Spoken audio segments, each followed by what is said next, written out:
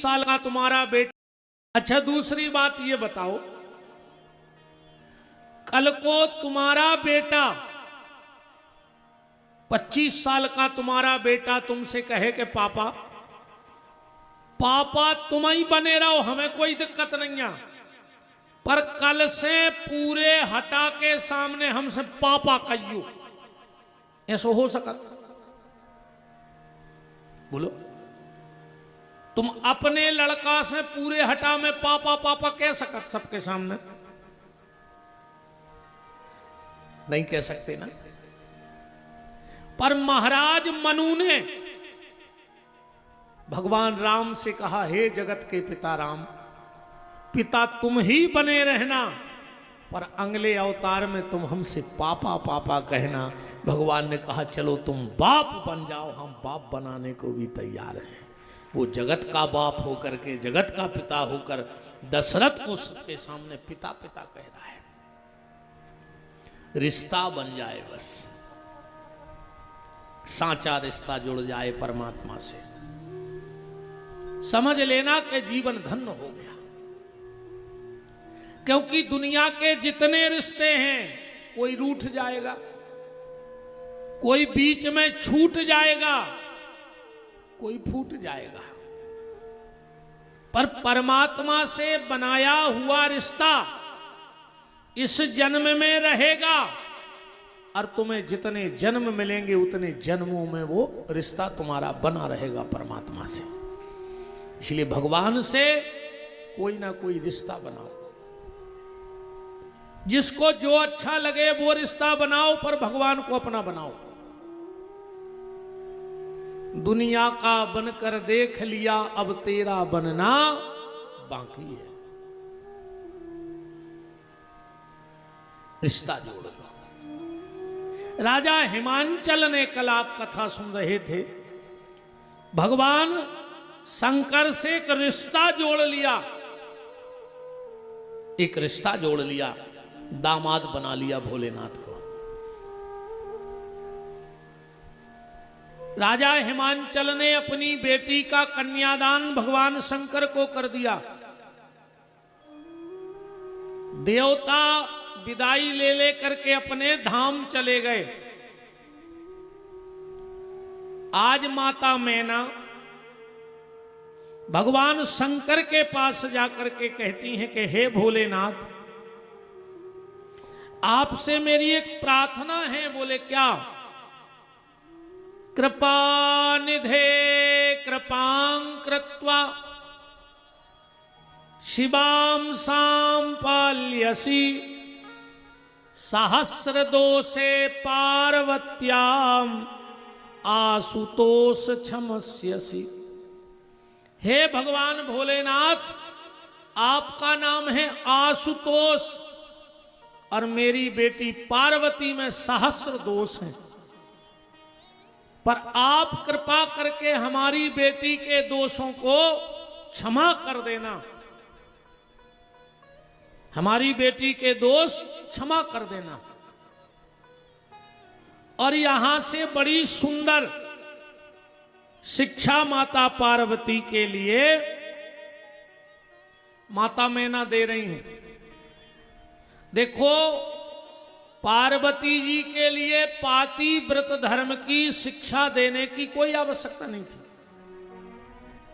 पर जो मैना ने पार्वती को शिक्षा दी है वो जगत की हर नारी के लिए अनुकरणीय है, जीवन में उतारनी चाहिए ये शिक्षा। क्या सुंदर बात कह रही हैं।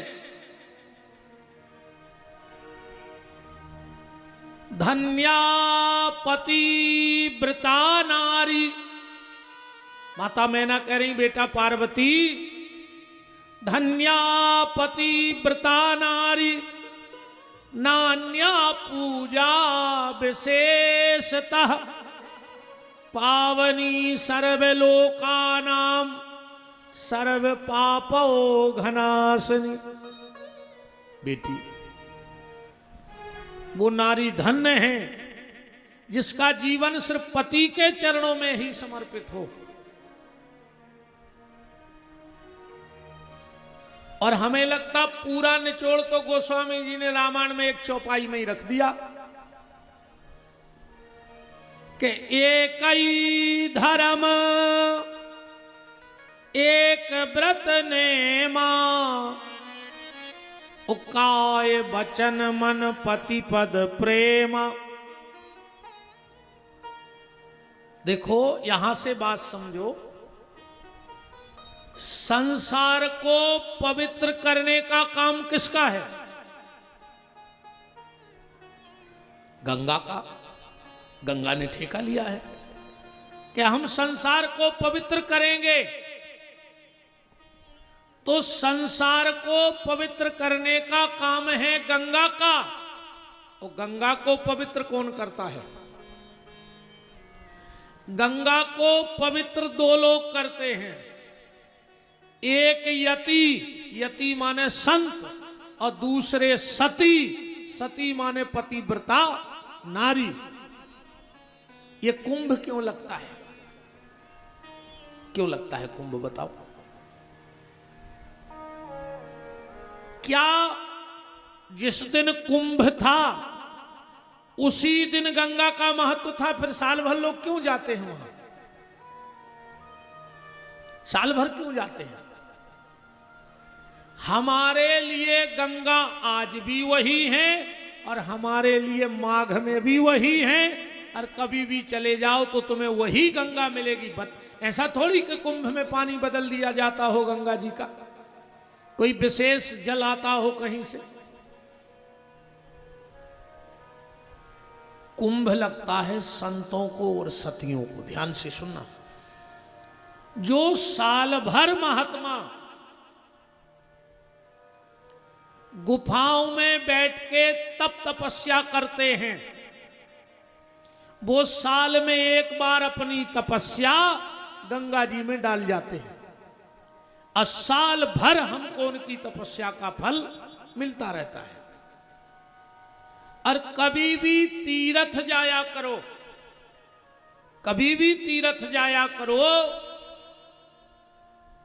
तो संतों के दर्शन जरूर किया करो।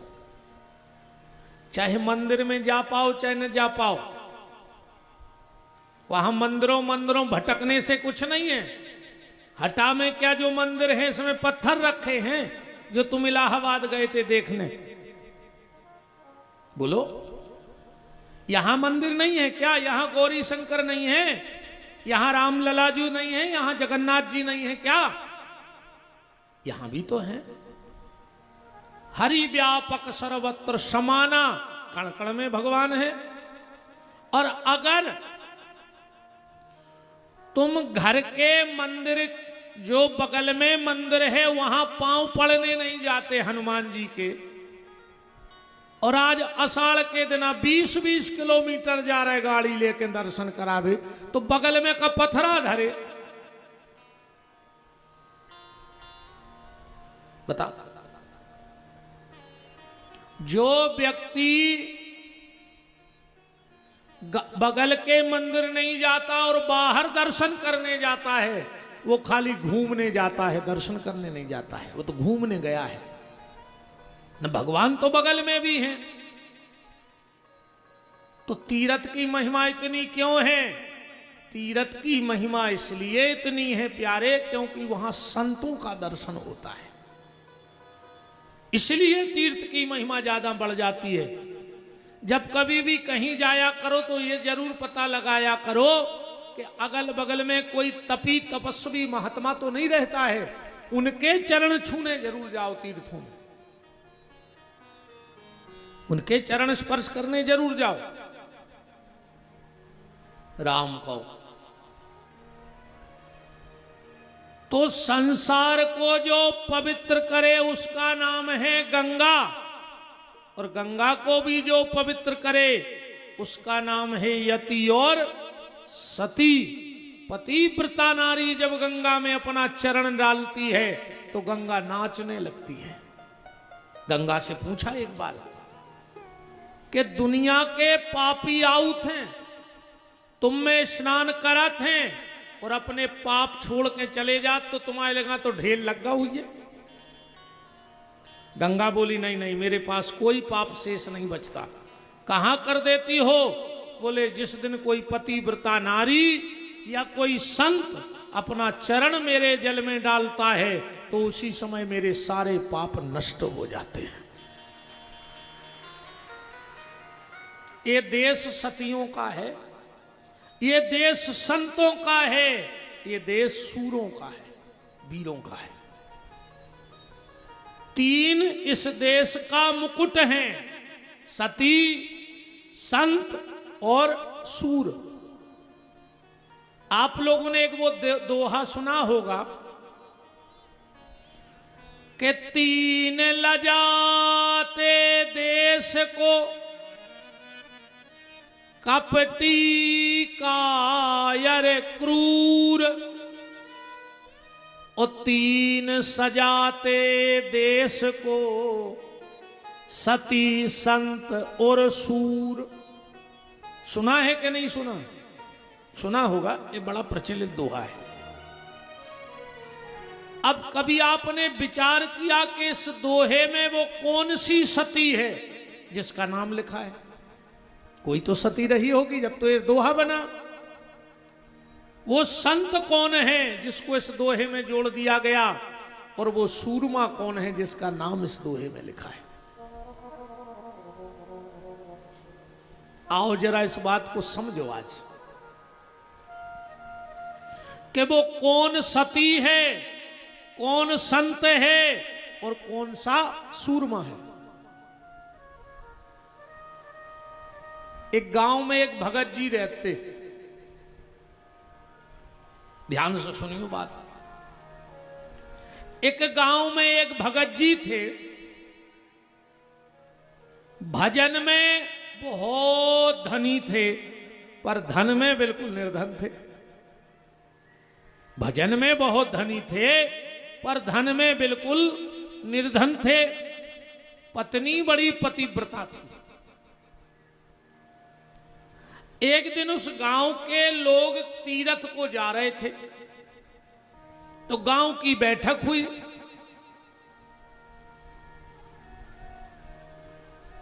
सबने कहा चलो अपन गांव के मिलके मेला बना के चलिए तीर्थ को। एक जनों ने कही यार ओखो भी लेवा चलो। वो बोलो भैया हमारी नैया गुंजाश पैसा देवे की। अच्छे लोग थे उस गांव के। सब बोले कि जब मान के चलो 2-2 हजार लग रहे, अपन 100-100 और मिला ले गांव भर के मनो ये खुलेवा चलो। सबने कही अरे कछु दिक्कत नहीं है यार, 70-72 चलो।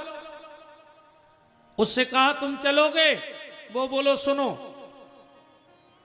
हम अकेले ने जे हम अपनी पत्नी को लेवा जे, अगर 2 ही जनों को किराओ गांव के दे सको तो हम चल रहे। हम अकेले ने जे। उसको बड़ा स्नेह करते थे गांव के लोग। बोले चलो और सही, 2 ही पति पत्नी को खर्च उठा ले भी अपन। दौड़ करके वो घर गया, पत्नी से बोला देखो तो हमारा गांव तो देवताओं का गांव है, कितने प्यारे लोग हैं, हम लोगों की गुंजाइश नहीं है, फिर भी अपन 2 ही पति पत्नी को खर्चा उठावे तैयार हैं गांव के लोग। पत्नी बोली काहे को खर्चा? बोले वे तीर्थ खो जा रहे। पत्नी बोली सो तुम चले जा, तुम्हें जहां जाने हो सो। हम आओ को तीर्थ बनो ही नहीं है दुनिया में, हम आए तो तुम्हारी तीर्थ हो, हमें नहीं जाने कहूं। पति बोला चलो। बोले जब हमने कह दिया कि हमारे तीर्थ तुम, हमें दुनिया के कोई तीर्थ से मतलब नहीं है।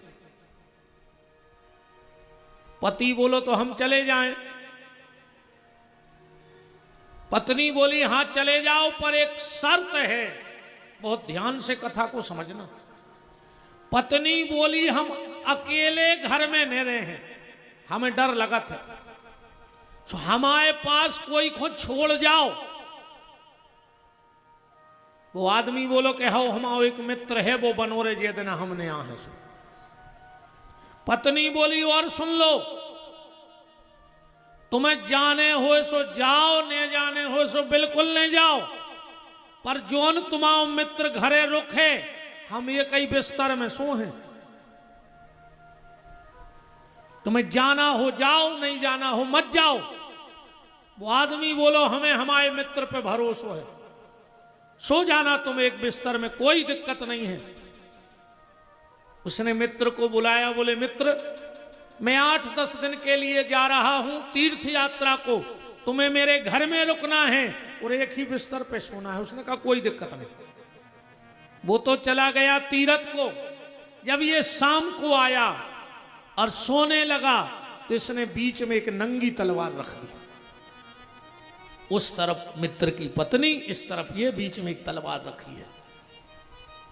8-10 दिन निकल गए, पर जिस दिन उसके मित्र को आना था उसी रात में स्वप्न में, नींद में इस मित्र का हाथ उसकी पत्नी को छू गया। फट से नींद खुल गई। ओ ये मैंने क्या किया, मैंने तो अपने मित्र को धोखा दे दिया। उसने कितना विश्वास मेरे ऊपर किया और मैंने उसकी पत्नी को छू लिया। भले नींद में छुआ पर अपराध तो मैंने किया है। और बड़ी तलवार उठाई और वो हाथ में मारी और यहां से वो हाथ कट के नीचे गिर गया। पूरे कमरे में खून ही खून हो गया, पूरे कमरे में खून भर गया। मित्र तड़प रहा है, पत्नी सो रही है। और सुबह सुबह वो तीरथ को जो मित्र गया था वो लौट के आया, देखा कि पूरे कमरे में खून भरा है, हाथ अलग पड़ा है और ये अंतिम सांस ले रहा है। दौड़ कर आया, गोदी में उठा लिया। मित्र ये क्या है? वो बोलो दोस्त हमको मित्र मत कहो, हम गद्दार हैं, हम धोखेबाज हैं, हम तुम्हारे विश्वास पे खरे नहीं उतर पाए, मुझे मित्र कहलाने का कोई अधिकार नहीं है। और इतना कहा और उसके प्राण निकल गए। इसने कहा धन्य रे मित्र, अरे नींद में हाथ लगाईगा तो हमारी पत्नी हो तो पता नहीं है तो हमें को बता तो, पर धन्य रे ऐसा मित्र, अरे ने गले से लगाओ और यही के प्राण निकल गए। जब सुबह पत्नी उठी, देखा कि पति मरा पड़ा है। उसने पत्नी ने पति के पांव पकड़े और सिर रखा चरणों में और कहा जब आप ही नहीं रहे तो हम यहां रह के क्या करेंगे। और पत्नी के प्राण निकल गए। ये हैं वो 3। अब कभी आप